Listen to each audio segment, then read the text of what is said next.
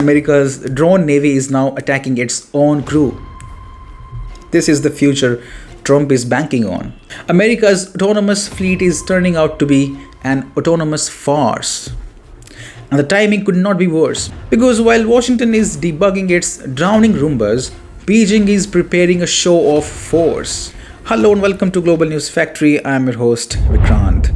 Japan just learned the hard way what happens when you play America's poodle. Tokyo bent over backwards for Washington, signed a humiliating trade deal, and what did it get in return? A 10% collapse in exports to US, its biggest drop in 4 years. That is not diplomacy, that is daylight robbery with a handshake. The numbers are brutal. Total exports from Japan fell 2.6% in July. Exports to US down a staggering 10.1%. Why? Because Trump slapped 25% tariffs on Japanese cars and auto parts, Japan's crown jewel industry. After some theatrics, a so-called deal was signed in July. Tariffs were reduced, but only to 15%, still 6 times higher than the original 2.5%. It is like your landlord raising your rent by 100% and then giving you a 10% discount and expecting you to thank him for his largesse. And of course, Japan paid for this deal with a massive $550 billion investment package into US, or at least the promise for that. So America got cash, Japan got tariffs. That was the deal. This is what happens when leaders of US vassal states sell their people's interests for a pat on the back from Washington. They sign bad deals, smile for the cameras, and then watch their industries bleed. アメリカに最大の投資をしている国はどこですか？日本が最大の投資をして最大の雇用を生んでいるのです。これは国益をかけた戦いです。なめられてたまるか。今般、米国の関税措置に関する日米協議について、トランプ大統領との間で合意に至りました。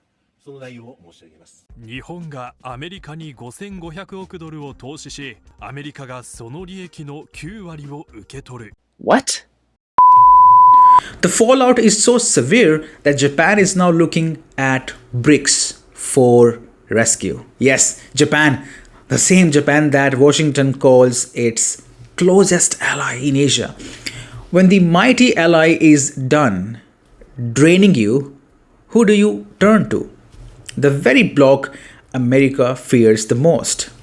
The BRICS. Prime Minister Shigeru Ishiba just unveiled an ambitious proposal, an Indian Ocean Africa Economic Zone. Tokyo wants to expand trade, investment, and connectivity between India, Africa, and Japanese companies. Ishiba stood on stage at Tokyo International Conference on African Development Forum and declared, I'm quoting, Japan believes in Africa's future. Japan backs the African Continental Free Trade Area. The plan is already in motion. 3 big Japanese companies, Mitsui, Trade Walls, and Suzuki. They have signed an MOU to collaborate on automobile trade between India and Africa.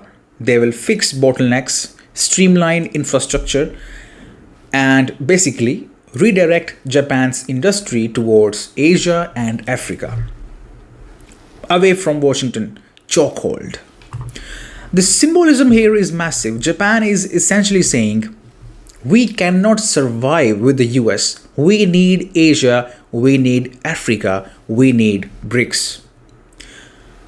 And now the $1,000,000 question. Should BRICS help? Please pause your video right here. And I need your remarks. Please put your comments in the comment box. Should BRICS help Japan at this moment? Japan is devastated. And now, here is what I think. The answer to this question should be yes. Because this is how you set the precedent. America destroys economies, BRICS rebuilds them. Washington imposes tariffs, BRICS offers trade. The US drains allies dry, BRICS gives them oxygen. That is the narrative we should build. If BRICS extends a helping hand to Japan, the message will echo across the globe. Ditch America's toxic embrace, and there are more partners waiting in line. The partners that do not demand tribute payments, that do not destroy your industries, and that do not bleed you for their wars. Imagine the optics. A US treaty ally crawling to BRICS for economic survival. That would shatter the myth of American protection. If even Japan, the model vessel, runs to BRICS, why would not South Korea, Philippines, or even EU economies? Of course, there are challenges. Japan still hosts tens of thousands of US troops. Its politics is deeply tied to Washington. It would not break away overnight, but economics has a way of forcing reality. If Japanese industries keep suffocating under American tariffs, Tokyo's politicians will eventually choose survival over loyalty. And here lies the golden opportunity for BRICS. Help Japan now.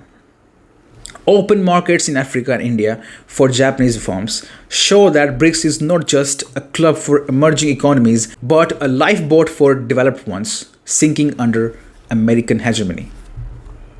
Because let's be blunt, the US can no longer afford friends, it only wants customers. And Japan just realized it is paying premium prices for a friendship that does not exist. So, yes, BRICS should help Japan, not out of charity, but out of a plan. Each time America crushes an economy, BRICS can swoop in as the savior. That is how you build a new world order. Not with slogans, not with summits, but with real impact, one nation at a time.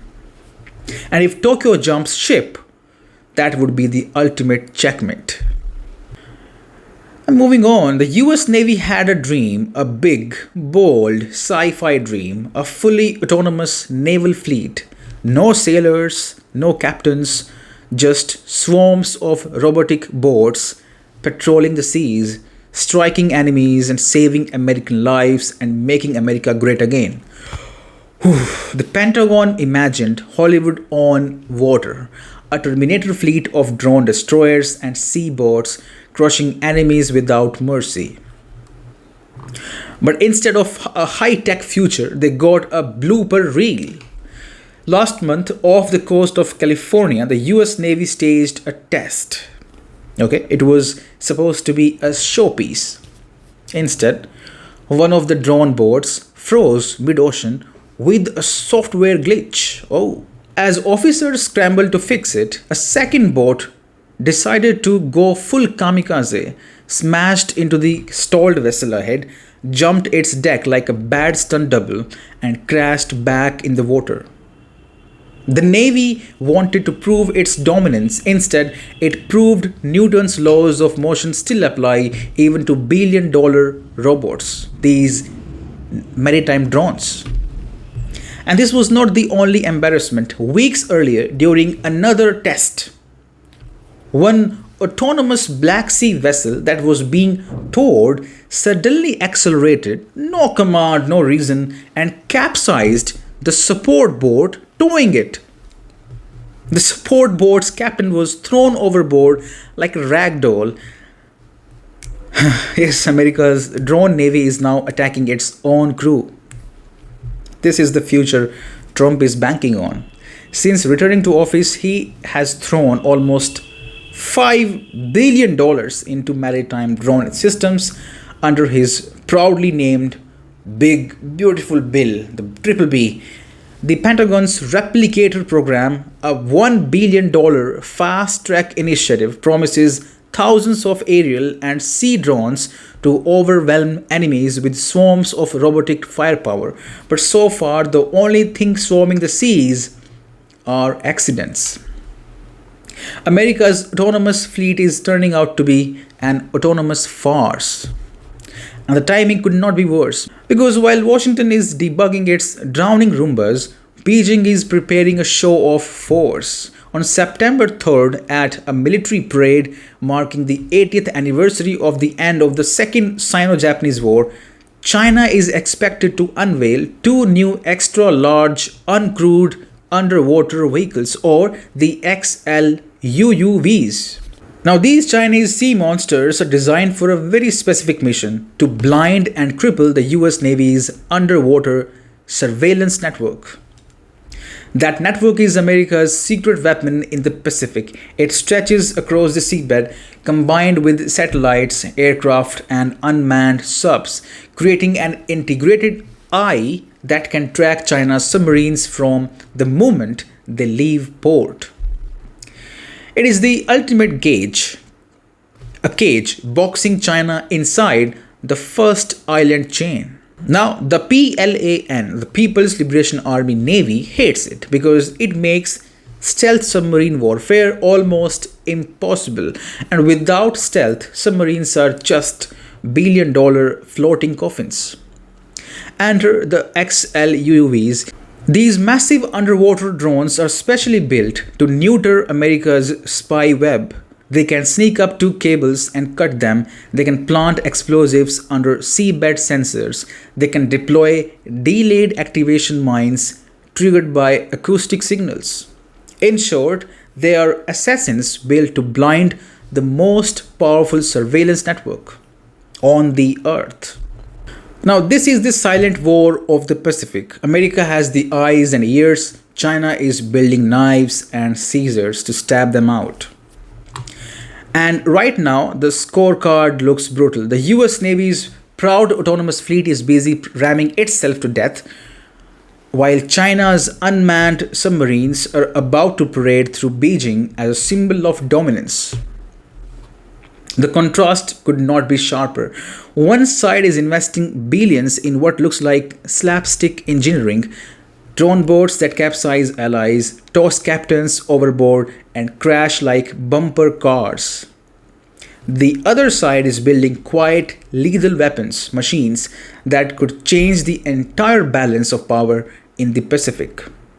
The Pentagon calls this the future of warfare. If that is true, America's future looks like a blooper reel. Because in this contest, China is playing chess while America's robots are still figuring out how to float. And moving on, Washington is fuming for another reason, because while America is busy throwing sanctions and tariffs like confetti at India, New Delhi and Moscow are quietly putting together a trade missile worth $100 billion. $100 billion.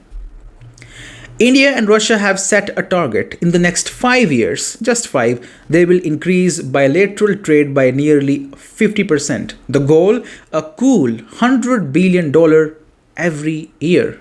Right now, Russia is India's fourth largest trading partner. India, on the other hand, is Russia's second largest. There is not a friendship, that is a lifeline. India's Foreign Minister S. Jaishankar is on a 3-day visit to Russia. On the agenda, the annual bilateral dialogue, meetings with Russian partners, and laying the groundwork for Putin's big visit to India this year. And Jaishankar did not mince his words. At the India-Russia Business Forum, he said the rising global challenges puts the spotlight on dependable and steady partners. In the last few years, we have experienced the impact of the COVID pandemic, of conflicts, of political and economic shifts, of new technologies, and also of trade volatility. Each was unique in itself, but together they hold some common lessons. One is the importance of dependable and steady partners. Now that, dear viewers, was a not so subtle slap across Washington's face. Because let's be honest, the US is anything but dependable right now. Tariffs, sanctions, threats, that is the American foreign policy. That is America's menu. India is not buying it anymore. Instead, it is buying Russian oil, Russian arms, and soon Russian trade discounts. Yes, Russia's top official in Delhi has confirmed that Moscow will continue to supply oil to India at a 5% discount. 5%. That is despite America's whining, despite Trump's tariffs, despite sanctions. Russia is practically saying, here is cheaper oil, buddy. Let's do business. And this is not just about oil. India and the Russia-led Eurasian Economic Union, or the EAEU, have restarted trade deal talks. The bloc includes Armenia, Belarus, Kazakhstan, Kyrgyz Republic, and of course Russia. Talks were frozen back when the Ukraine war erupted, but now they are back on the track. If this deal goes through, India will gain direct access to markets in Eurasian zone. Indian exporters hit by US tariffs are licking their lips now. From textiles to pharma, Russia and Eurasia could soon become India's new export playground. So while Washington spends its time writing sanctions lists, India and Russia are writing checks. And the balance of power is quietly tilting east. Be it Russia, be it towards China, or be it India. That is BRICS for you. And that is all for now. Thank you very much for being with me. You're watching GNF.